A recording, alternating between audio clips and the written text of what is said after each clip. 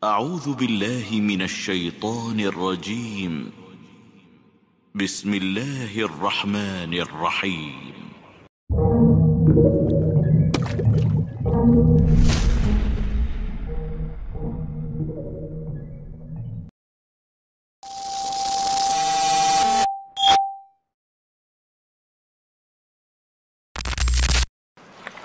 Bismillah, assalamualaikum warahmatullahi wabarakatuh. Alhamdulillah, salatu wassalamu ala rasulillah wa ala alihi wa sahbihi wa sallama taslima. Sekarang kita di surah Zalzalah. Zalzalah, surah Makkiyah yang bermakna goncangan yang berkesinambungan atau gempa bumi yang berkelanjutan. Karena di dalam bahasa Arab, Pak, ketika ada kata yang mengikuti pola fa'lala, itu menunjukkan perbuatan itu terus berkesinambungan. Sama dengan damdamah, terus mengeluarkan apa? Darah. Kalau ini apa? Zalzala maknanya adalah terus goncangannya, gempanya itu terus berkelanjutan, tidak ada habisnya. Ini terjadi kapan, Pak? Nanti hari kiamat. Adapun sekarang gempa bumi itu atau goncangan itu paling berskala berapa gitu, terus hanya beberapa detik atau beberapa menit. Sementara goncangan nanti pada hari kiamat tidak ada lagi istilah skala, terus sehingga meluluhlantahkan gunung, bangunan, rumah-rumah semua diratakan. Ditambah lagi apa, Pak? Air laut meluap ke daratan yang mematikan semua makhluk hidup. Dan zalzalanya ini nanti, Pak, semua daerah tempat di daratan bumi ini terkena. Kalau sekarang ketika ada gempa bumi, Pak, terjadi mungkin kalau di Balikpapan, nanti daerah Samarinda atau daerah mana Sulawesi itu nggak kena. Nah, Allah Subhanahu wa taala berfirman, "Idza zulzilatil ardu zilzalaha." Apabila bumi digoncangkan. Siapa yang menggoncangkan ini? Tentunya Allah Subhanahu wa taala. Lantas bagaimana dahsyatnya goncangan tersebut? Maka Allah paparkan, jelaskan di surah Al-Hajj ayat 1 hingga ayat 2. Allah berfirman di sana, Pak, "Ya ayyuhan nasu ittaqu rabbakum inna zalzalatas saati syai'un azim." Wahai manusia, takutlah kalian kepada Rabb. Sesungguhnya goncangan atau gempa hari kiamat itu begitu dahsyat. Yauma tarawunaha tadhalu kullu murdi'atin amma arda'at wa tada'u kullu hamlin hamlaha wa taron nasa sukara wa ma hum bisukara walakinna adzaballahi syadid. Allah menyebutkan di ayat ini, Pak, bentuk kejadian kondisi manusia tatkala apa? Goncangan itu digoncangkan oleh Allah. Yang pertama, wanita yang sedang menyusui itu akan meninggalkan anaknya, lari. Yang kedua, wanita yang sedang mengandung itu keguguran. Yang ketiga, manusia itu mabuk, goyang sana sini, padahal mereka tidak mabuk. Cuma karena goncangan yang begitu dahsyat. Jadi laki-lakinya sempoyongan, paham? Perempuannya yang sedang hamil keguguran, wanita yang emak-emak yang sedang menyusui anaknya lari meninggalkan anaknya. Sekarang ada nggak seperti itu, Pak? Enggak. Paling yang dia terpikir dia bawa lari anaknya, kan? Dia selamatkan dirinya. Nah, saat itu semua meninggalkan apa? Anak-anak yang sedang disusui. Saking apa? Saking dahsyatnya. Kejadian kemarin Pak pas gempa bumi di Poso Tanah di Palu terjadi saat-saat menjelang maghrib, di mana kaum muslimin banyak siap-siap mandi wudu di dalam kamar mandi gitu ya. Terjadi goncangan, akhirnya mereka lari keluar tanpa memikirkan lagi apakah pakai busana atau tidak. Paham? Mereka lari tapi larinya tetap di tempat. Saking apa? Saking dahsyatnya goncangan pada waktu itu. Mereka berusaha lari ke atas gunung tapi tetap di tempat. Paham? Mau kemana kayak kayak di blender tanah itu tetap di situ. Diputar terus. Nah, begitulah kejadian gempa bumi yang begitu dahsyat terjadi pada hari kiamat. Wa akhrajatil ardu asqalaha. Ini kejadian kedua di mana bumi mengeluarkan beban beratnya sebelum terjadi hari kiamat dan pas terjadi hari kiamat. Nah, nanti Pak, mendekat-dekat hari kiamat itu akan bermunculan kayak emas, tembaga, hal-hal yang dikandung dan itu membebani bumi, itu akan dikeluarkan oleh bumi. Paham? Ketika nanti tiupan sangkakala yang kedua, maka nanti yang dikeluarkan bumi lagi adalah jasad-jasad yang dia tampung. Orang-orang yang meninggal sejak zaman Nabi Adam hingga akhir zaman ditampung di bumi, dikeluarkan semua. Wa idzal kuburu bu'sirat. Apabila kuburan dibongkar. Untuk apa Pak? Untuk mengeluarkan beban berat bumi. Untuk mereka nanti digiring menuju padang mahsyar dalam keadaan telanjang, tidak beralas kaki dan tidak bersunat. Sebagaimana dia lahirnya ke bumi, kita lahir ke bumi Pak, tidak bersunat, tidak beralas kaki, telanjang, tidak membawa sehelai pakaian. Begitu juga kita dibangkitkan menuju padang mahsyar. Jadi beban-beban yang ditampung oleh bumi semua akan dia keluarkan. Wa qalal insanu malaha. Manusia yang ada pada waktu itu, pada waktu terjadinya hari kiamat Pak. Tentu manusia di sini adalah syirarul khalqi. Seburuk-buruk manusia yang tidak lagi bisa membaca Al-Quran, tidak lagi azan, tidak lagi sholat.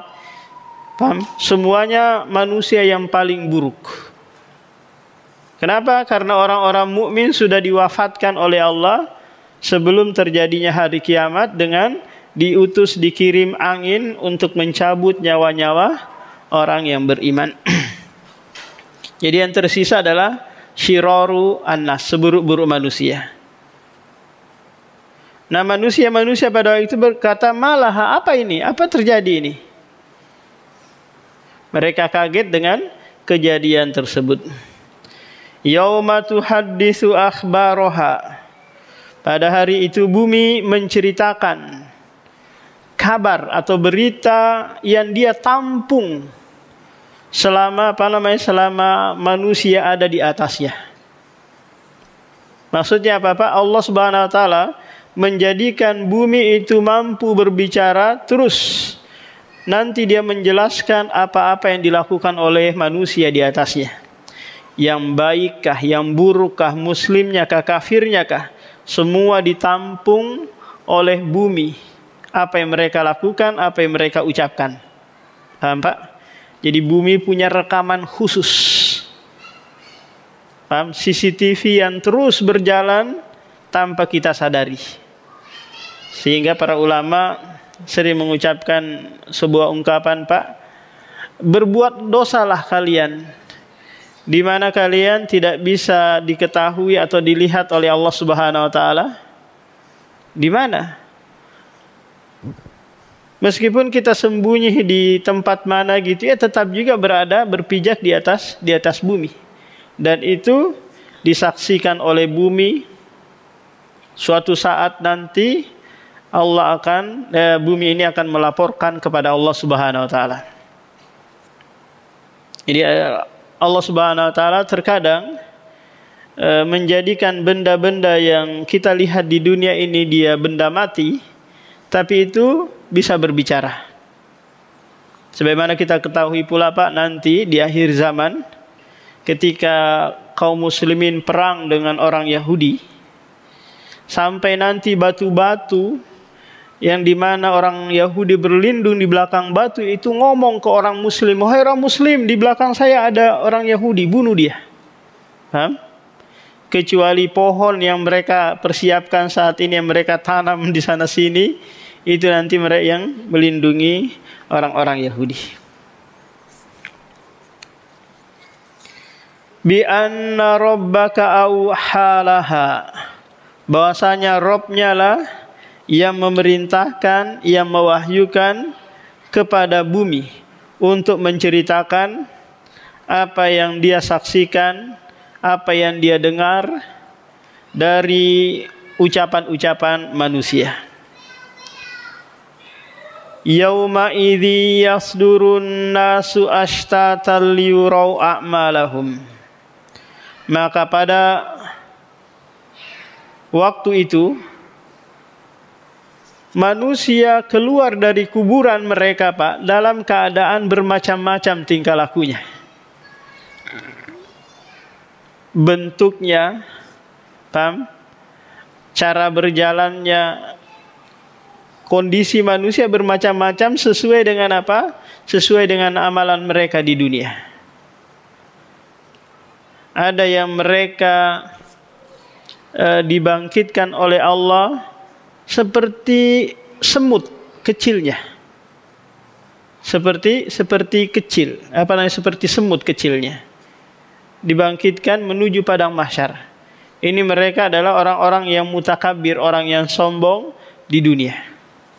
Dibalas dijadikan kecil oleh Allah ketika dibangkitkan menuju padang mahsyar.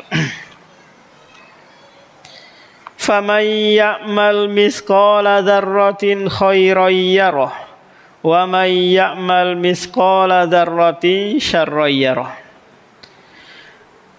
Ayat ini kaitan eratnya dengan ayat sebelumnya Pak, bahwa Allah di ayat sebelumnya mengabarkan manusia nanti bermacam-macam kondisinya sesuai dengan kadar amalan mereka. Maka kata Allah, faman ya'mal, barang siapa yang melakukan amalan meskipun seberat biji, misqala dzarrah. Dzarrah ini lebih tepatnya diartikan semut yang paling kecil. Karena dzar itu semut. Seberat semut kecil amalan kebajikan yang dia lakukan, maka dia akan mendapatinya, melihatnya, balasannya di dunia maupun di akhirat. Kalau mau diterjemahkan dengan atom, atom itu tidak dikenal oleh manusia-manusia yang hidup di zaman Rasulullah. Paham? Kita dikenal kata atom itu Pak di masa-masa modern seperti ini, yang kita punya alat yang bisa melihat benda terkecil. Paham? Yang disebut dengan apa? Dengan atom. Kenapa tidak diterjemahkan dengan atom? Dikarenakan Allah itu mengkhitab manusia yang hidup pada waktu itu sesuai apa yang dia pahami. Paham? Mereka nggak paham tentang atom. Maka yang lebih jelas adalah dzarrah. Bermakna apa Pak? Semut kecil. Sekecil apapun amalan kebajikan yang Anda lakukan, pasti kalian mendapati balasannya. Ini pelajaran besar bagi kita Pak, bahwa amalan yang kita lakukan itu pasti mendapatkan ganjaran. Dan itu pasti akan kembalinya ke kita juga. Man amila sholihan fali nafsi.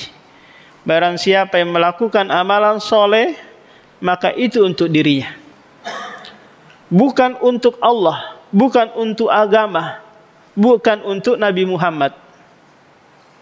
Kita yang mendapatkannya sendiri. Allah tidak butuh dengan amalan kita. Jangan berharap bahwa keislaman kita diharapkan oleh Allah. Amalan soleh kita sangat dibutuhkan oleh agama ini. Enggak. Kitalah yang butuh untuk beramal. Kitalah yang butuh untuk dibantu oleh Allah Subhanahu wa taala agar bisa melakukan amalan. Nah, maka barang siapa melakukan amalan sekecil apapun itu, maka pasti dia akan melihat balasannya di akhirat kelak. Dan sebaliknya pula, wa may ya'mal misqala dzarrati syarran yarah. Barang siapa yang melakukan amalan keburukan meskipun itu sekecil semut, maka dia akan mendapatkan balasannya juga. Nah, pelajaran yang kita ambil dari dua ayat ini, Pak, bahwa amalan itu kelak akan ditimbang. Paham? Kelak akan ditimbang. Nah, di sini letak permasalahan di antara para ulama, yaitu apakah yang ditimbang itu nanti catatan amalan kita kah? Ataukah amalan itu sendiri kah? Ataukah jasad kita yang ditimbang? Paham, Pak? Ini jadi permasalahan di antara para ulama. Kenapa demikian? Karena banyak juga hadis-hadis yang datang yang menjelaskan bahwa yang ditimbang itu orangnya. Tak kala Abdullah bin Mas'ud bersama Rasulullah dan para sahabat yang lain berjalan di suatu tempat gitu. Lantas ada angin kencang yang bertiup yang menyebabkan kain yang dipakai oleh Abdullah bin Mas'ud ini menyingkap betisnya. Betisnya sangat kecil, sehingga membuat sahabat-sahabat lain tertawa. Membuat apa? Sahabat lain tertawa. Lantas kata Rasulullah berkata, "Mimma tadhakun?" Kenapa kalian tertawa? Apa yang menyebabkan kalian takjub melihat betis Abdullah bin Mas'ud yang kecil itu? Walladzi nafsi biyadi, demi zat yang jiwaku berada di tangannya, sesungguhnya kedua betisnya itu jika ditimbang nanti pada hari kiamat, itu lebih berat daripada gunung Uhud. Paham? Berarti orangnya yang ditimbang ini, Pak. Hadis yang lain lagi menyebutkan bahwa nanti pada hari kiamat ada orang gemuk datang untuk ditimbang gitu. Ternyata tubuh gemuknya itu tidaklah setara sebanding dengan berat sayap seekor nyamuk. Coba lihat. Dia datang dengan fisik yang gemuk, ternyata ditimbang sangat ringan. Tidak bisa mengalahkan apa-apa, mengalahkan sayap seekor nyamuk. Karena timbangan itu, Pak, memiliki dua neraca. Lahu kifatani. Timbangan kebaikan dan keburukan. Paham? Itu disebutkan di surah Al-Qari'ah. Fa amma man saqulat mawazinuhu fahuwa fi 'ishatir radiyah. Wa amma man khaffat mawazinuhu fa ummuhu hawiyah. Siapa yang berat timbangan kebajikannya, maka dia masuk surga. Siapa yang berat timbangan keburukannya, maka tempat kembalinya neraka. Yang jadi masalah lagi kalau sekiranya timbangan kebaikan dan keburukannya itu sama, 50-50. Paham? Tidak ada yang lebih berat. Maka di sini, Pak, butuh syafaat. Butuh orang ketiga yang memohon kepada Allah agar orang ini dimasukkan ke dalam surga. Paham? Maka syafaat yang seperti ini boleh dimohonkan oleh seluruh kaum mukminin. Paham? Orang mukmin boleh meminta untuk syafaat yang seperti ini. Ini yang pertama Pak, bahwa yang ditimbang itu adalah orangnya. Yang kedua, yang ditimbang itu adalah catatan amalnya. Yaitu tak kala ada orang nanti Pak di hari kiamat, dia datang tidak ada amalan sedikit pun yang dia lakukan di dunia. Dia datang tidak membawa amalan sedikit pun.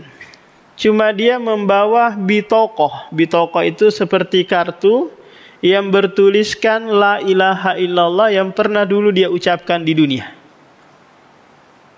Paham? Dia ucapkan di dunia. Tertulis di bitokoh kayak KTP kartu gitu Pak. Kemudian ini ditimbang. Ternyata ini lebih berat daripada 7 lapis langit dan 7 lapis bumi.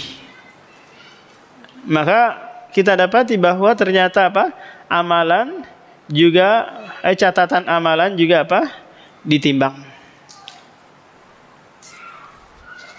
Nah, ini perselisihan di antara ulama ahlu sunnah tentang apa yang ditimbang. Kemudian kita beralih ke surah Al-Adiyat. Allah Subhanahu wa taala menceritakan di surah Al-Adiyat ini tentang kuda. Tentang kuda yang mereka gunakan untuk berperang. Yang dimana kuda itu Pak memiliki kekuatan yang sangat dahsyat di saat apa? Digunakan untuk kendaraan, digunakan untuk di medan perang. Kuda ini luar biasa.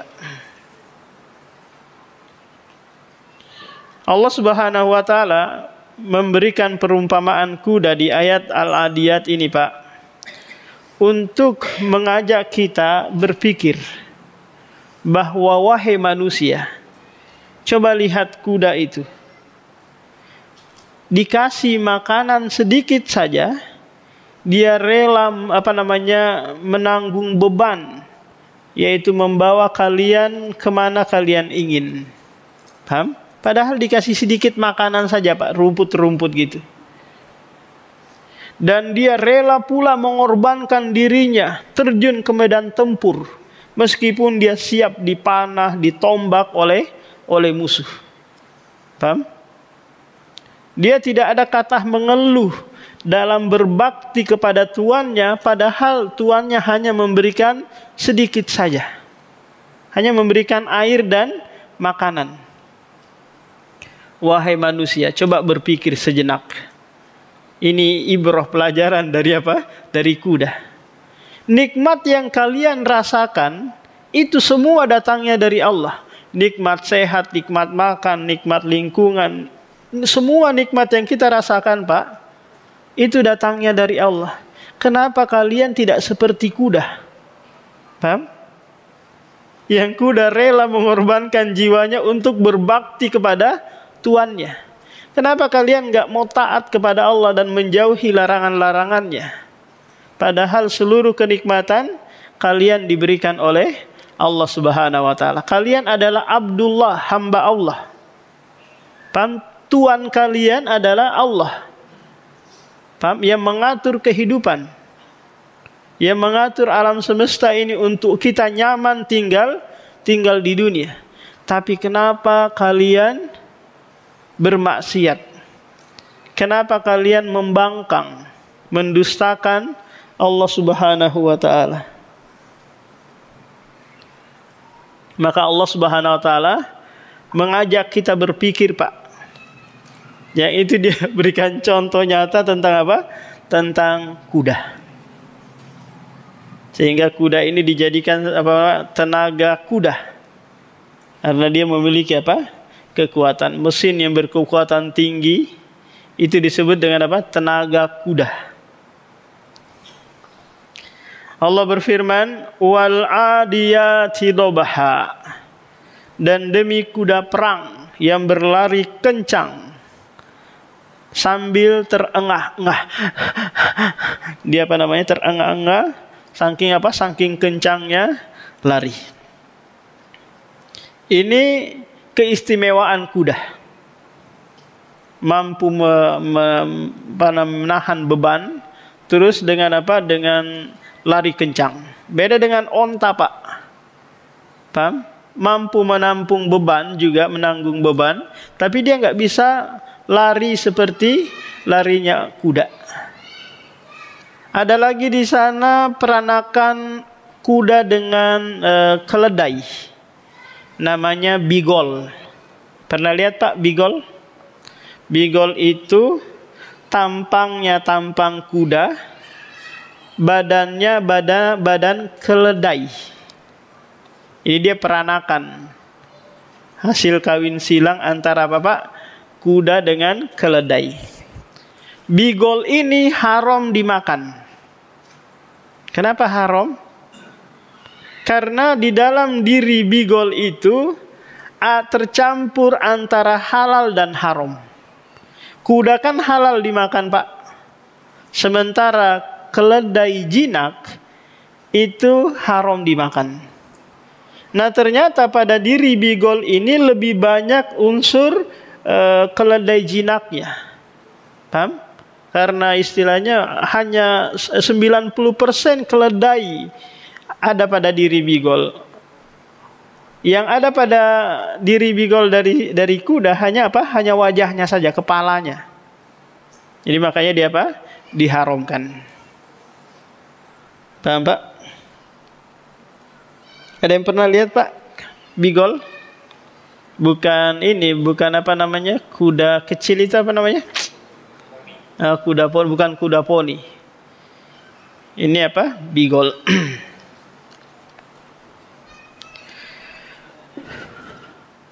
Falmuriyati qadha, dan demi kuda yang mencetuskan api dengan pukulan kukunya.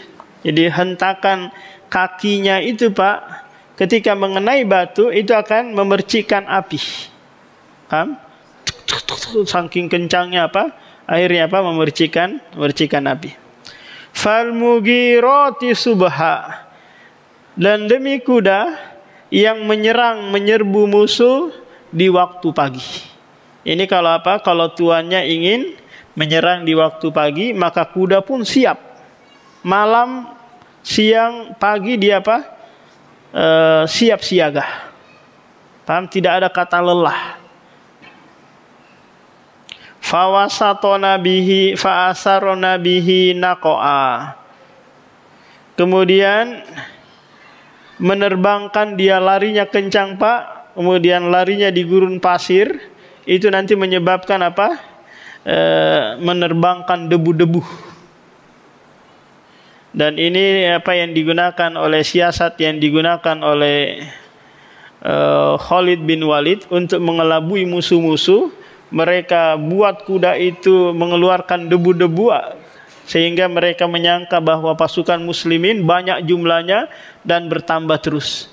Padahal itu hanya sekedar taktik siasat maju mundur agar apa? Kelihatan banyak. Fawasatona bihi jam'a. Kuda itu menyerbu di tengah-tengah apa? Di tengah-tengah musuh. Coba lihat, Pak, yang dilakukan oleh kuda.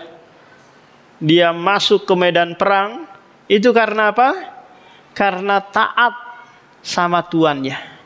Tidak ada istilah apa? Menolak. Dia taat. Meskipun nyawa taruhannya.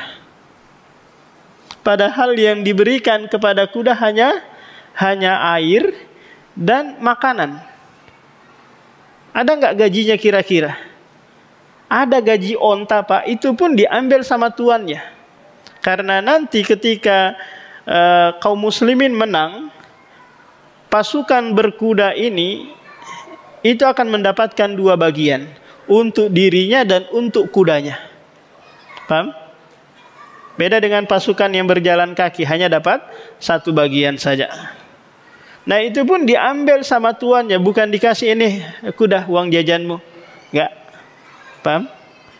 Diambil sama apa? Sama tuannya. Ini dia hanya dikasih apa? Air minum sama apa? Sama rumput. Itu kalau ada plus-plusnya paling dikasih wortel. Wortel atau makanan-makanan ampas tahu dan lain-lainnya. Paham? Sedikit kenikmatan, dia rela mengorbankan jiwa raganya untuk tuannya. Paham Pak? Untuk tuannya. Akan tetapi beda dengan manusia Pak. Manusia sudah banyak dikasih kenikmatan, tapi ternyata dia kufur. Tidak mau taat, membangkang, berpaling, mendustakan Nabi yang diutus. Maka Allah berkata dalam ayat setelahnya, Innal insana li rabbihi lakanude.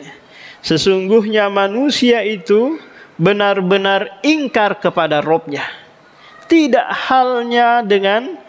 sama halnya dengan kuda.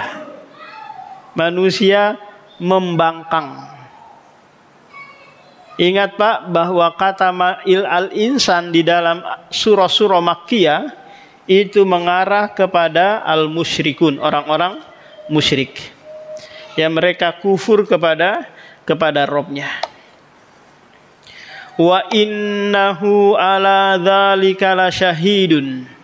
Dan sesungguhnya manusia menyaksikan kekufurannya, pengingkaran hal itu. Paham? Orang-orang musyrik itu Pak paham bahwa Allah yang menciptakan mereka, Allah yang memberikan rezeki, mengatur alam semesta ini. Tapi giliran ibadah mereka enggak mau kepada Allah. Enggak mau kepada Allah. Kenapa kira-kira Pak? Karena mereka menyangka bahwa di alam semesta ini ada syirikat. Ada syirikat. Ada dua. Tidak tunggal, tidak esa.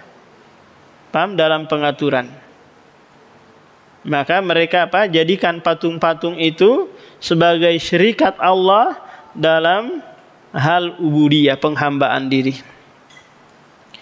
Wa innahu lihubbil khairi lasyadid. Ini yang kedua Pak. Di mana manusia itu sangat cinta dengan harta. Sangat cinta dengan harta. Beda dengan kuda Pak. Kuda dikasih uang enggak mau dia. Paham? Dikasih emas, dikasih perak enggak mau. Manusia dikasih uang melotot matanya. Rela dia murtad demi Indomie, demi sekardus Indomie, sekarung beras, rela murtad. Kenapa? Karena dia sangat cinta dengan harta.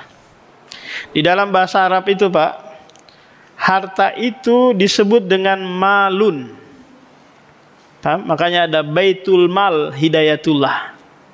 Apa maknanya malun itu Pak? Malun itu berasal dari kata malayamilu, mailan. Condong. Manusia itu sangat condong kepada harta. Padahal harta itu Pak akan menipu manusia. Akan menipu. Menipu dari sisi apa ini? Dia menyangka bahwa harta itu akan membersamainya terus-menerus. Padahal ketika dia meninggal, otomatis langsung berpindah kepemilikan. Dia yang mempertanggungjawabkan di akhirat, tapi kepemilikannya berpindah kepada ahli waris. Kalau nggak ada ahli warisnya, berpindah ke baitul mal kaum muslimin. Paham? Di dunia dia masih hidup Pak. Harta yang dia miliki itu sejatinya berkurang terus. Meskipun dia tidak belanja. Meskipun dia tidak belanja, itu harta akan berkurang. Seorang penyair pernah berkata, ziyadatul mar'i fi dunyahu nuqsanu. Bertambahnya harta seseorang itu pada hakikatnya berkurang. Dari sisi apa kira-kira berkurangnya Pak? Coba Bapak, taruhlah kita berangan-angan sebentar. Bapak hidup di tahun 90-an. Kira-kira Pak di tahun 90 itu gaji berapa? Paling 300 ribu kan ya, paling tinggi ya, 400 atau 500 per bulan. Yang dulu kita bisa beli tanah 1 hektar di di kilo sana. Uang 100 kita bisa beli tanah lebar 1.000.000, apalagi sudah berhektar-hektar tanah kita. Bahkan dulu kata orang-orang, tanah itu hanya ditukar dengan beras. Paham? Ditukar beras, nggak ada nilainya. Coba Bapak simpan uang 500 di tahun 90 sampai sekarang, kira-kira jadi apa itu Pak? Nggak ada nilainya. Paham? Hanya dapat 1 meter, 1 kali 1 meter itu pun nggak cukup. Paham? Nggak cukup. Di daerah-daerah kilo sana sekarang 10 kali 15, 100 juta lebih. Paham? Sehingga apa? Begitu mengalami inflasi mata uang. Penurunan mata uang yang begitu drastis. Nah, kalau kita manfaatkan lagi, dia akan habis terus. Ya, kita dapat gaji Pak, baru dipegang sebentar ke pasar Pandansari, kok baru beli terong tempe, habis 100.000 lagi. Paham? Besok kepengen beli lagi, akhirnya apa? Nambah-nambah, tapi pada hakikatnya apa? Kurang-kurang terus. Makanya manusia kalau tidak dia sertai kehidupannya dengan qanaah Pak, maka dia akan merasa kurang-kurang terus.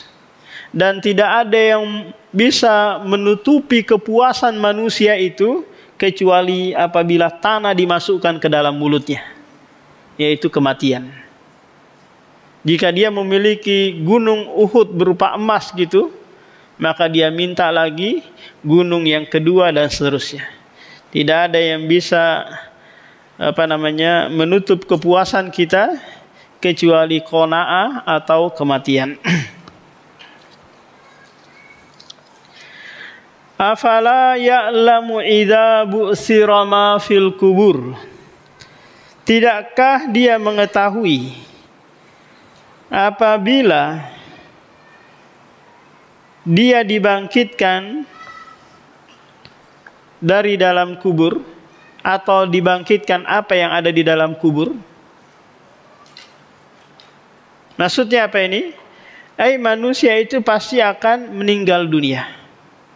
Imma dia dikubur nantinya, atau dia meninggalnya karena dimakan buaya, atau tertelan bumi, tertimbun gitu, atau tenggelam di lautan.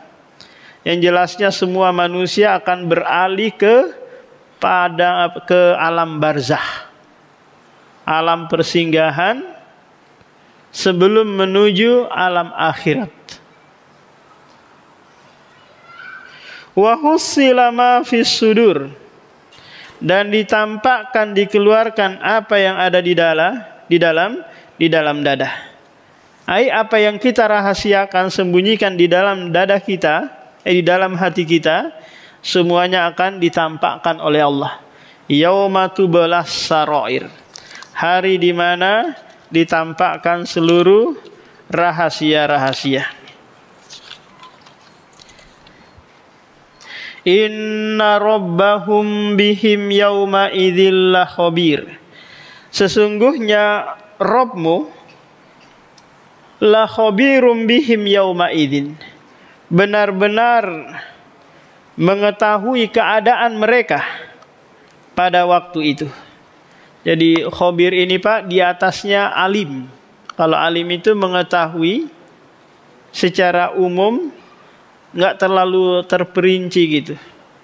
Kalau khabir ini dia mengetahui detail permasalahan tersebut. Istilahnya apa? Ahli. Kalau dokter itu ada dokter umum, ada dokter ahli. Dokter umum itu kadang mengetahui secara global permasalahan-permasalahan itu. Tapi dokter yang spesialis gitu, dia mengetahui perincian karena dia menggeluti bidang tersebut. Nah, khabir ini lebih detail lagi dia mengetahuinya. Ini adalah sifat Allah Subhanahu wa taala yang Allah kabarkan kepada kita. Nah, ada yang ditanyakan Pak sebelum kita tutup? Ya Ustaz, mengenai uang tadi Ustaz, mengenai harta maksudnya. Yang kita rasakan, ya mungkin semuanya lah. Artinya ketika kita nggak punya katakanlah duit seperti itu, mungkin berhari-hari, bahkan mungkin pemasukan kita kurang dan sebagainya. Kemudian kita ya katakanlah ada rezeki. Kemudian artinya gini Ustadz, kita merasa kalau diceritakan tentang misalnya akhirat surga balasannya begini itu biasanya biasa-biasa saja Ustadz. Tapi kalau sudah giliran duit tuh ya seperti tadi bilang Ustadz, melotot gitu. Hati kita tuh kayak bagaimana gitu Ustadz. Apakah ini bentuk terlalu cintanya kita terhadap harta khususnya untuk uang tuh Ustadz, demikian. Yaitu karena kurangnya mengimani perkara akhirat. Sehingga apa? Segala harapan dan tujuannya itu adalah dunia. Maka pendidikan Rasulullah kepada para sahabatnya itu senantiasa apa? Menggantungkan para sahabat itu kepada perkara-perkara akhirat. Ketika nyuruh sebuah amalan, maka dia katakan, siapa yang mau balasannya surga? Surga-surga terus. Sehingga mereka apa? Lebih mengedepankan harapannya untuk meraih apa yang ada di akhirat. Nah, jadi kenapa kita ketika dihadapkan dua hal gitu Pak, antara dunia dengan akhirat, contoh gini, ketika Allah menjanjikan bahwa Allah turun di sepertiga malam terakhir, siapa yang meminta akan dikasih, siapa yang berdoa dikabulkan. Dengan kalau sekiranya Pak Prabowo mengatakan, wahai warga Balikpapan, bergadanglah kalian, saya akan tiba di Balikpapan, siapa yang hadir di bandara saya kasih sepeda, kasih motor. Kira-kira Pak, siapa yang lebih dia percaya? Pak Prabowo atau Allah? Nah, di sini antara apa? Antara keimanan. Kalau kita bergadang di bandara nungguin kehadiran Pak Prabowo, berarti apa? Kita lebih beriman kepada janji dunia Pak Prabowo. Tidak melebihi apa? Janji Allah Subhanahu wa taala yang turun di sepertiga malam terakhir, memberikan tawaran-tawaran, tapi kita hadapi dengan ngorok. Paham? Itu karena apa? Kurangnya keimanan. Maka Allah Subhanahu wa taala di dalam Al-Qur'an Pak, setiap kali mau memerintahkan sesuatu atau melarang sesuatu, pasti dia awali dengan perkara iman. Ya ayyuhalladzina amanu kutiba alaikumusiyam. Ya ayyuhalladzina amanu ku anfusakum. Menunjukkan hanya orang yang berimanlah yang bisa menjalankan perintah dan menjauhi larangan. Nah, yang lain Pak. Pak, ada mic.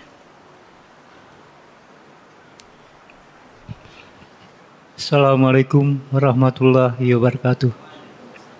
Apa perbedaannya Allahumma ajirna minan nar sama ajirna minan nar ya. Allahumma ajirna minan nar. Itu aja Ustaz. Assalamualaikum warahmatullahi wabarakatuh. Apa bunyinya Allahumma ajirna minan nar? Perbedaan antara perbedaan Allahumma ajirna minan nar sama Allahumma ajirna minan nir. Artinya beda harokat bawah sama atas gitu aja Ustaz. Oh.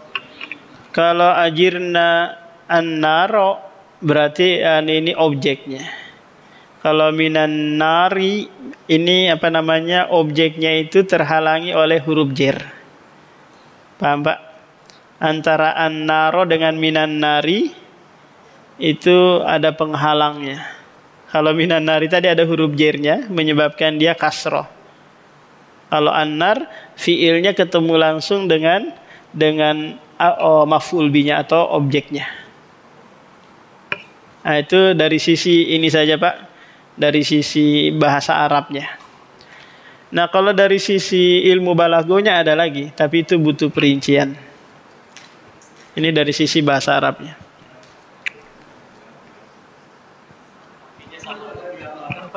Setelah maghrib atau subuh?